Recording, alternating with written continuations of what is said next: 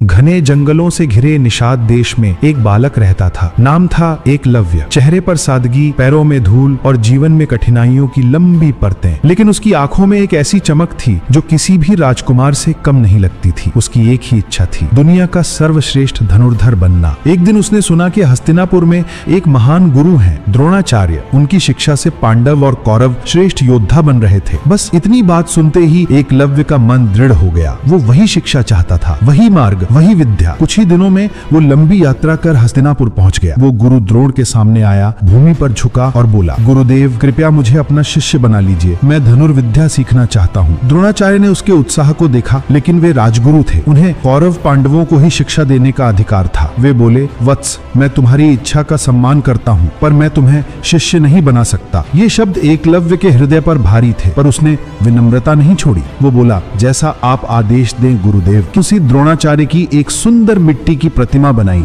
और उसे वटवृक्ष के नीचे प्रतिष्ठित किया। वो उस प्रतिमा के सामने खड़ा हुआ और बोला, गुरुदेव भले ही आपने मुझे शिष्य न बनाया, पर मैं आपको ही अपना गुरु मानूंगा। आज से मेरी शिक्षा आपकी प्रतिमा से ही होगी। इसके बाद एक दिन द्रोणाचार्य शिकार पर निकले हुए कौरवों और पांडवों के साथ उसी वन में आए। तभी एक कुत्ता उनके पास आया। उसका मुंह 7 तीरों से भरा था, पर आश्चर्य, कुत्ते को चोट तक नहीं लगी थी। अर्जुन चकित रह गया, ऐसा अद्भुत निशाना किसका हो सकता है। वे तीरों के निशान का पीछा करते हुए एकलव्य के पास पहुंचे। वो उसी मिट्टी की प्रतिमा के सामने अभ्यास कर रहा था। द्रोणाचार्य ने पूछा, वत्स क्या ये तीर तुमने चलाए? एकलव्य ने हाथ जोड़कर कहा, हाँ गुरुदेव। अर्जुन ने उत्सुकता से पूछा, तुम्हारे गुरु कौन है, किससे सीखा तुमने? एकलव्य ने मुस्कुराकर प्रतिमा की ओर इशारा किया, मेरे गुरु द्रोणाचार्य ही हैं। मैंने उनकी प्रतिमा के सामने अभ्यास करके ये विद्या प्राप्त की है। ये सुनकर द्रोणाचार्य के मन में द्वंद्व जाग उठा। उन्होंने अर्जुन से वचन दिया था कि वही संसार का सर्वश्रेष्ठ धनुर्धर बनेगा, और एकलव्य का कौशल उस वचन पर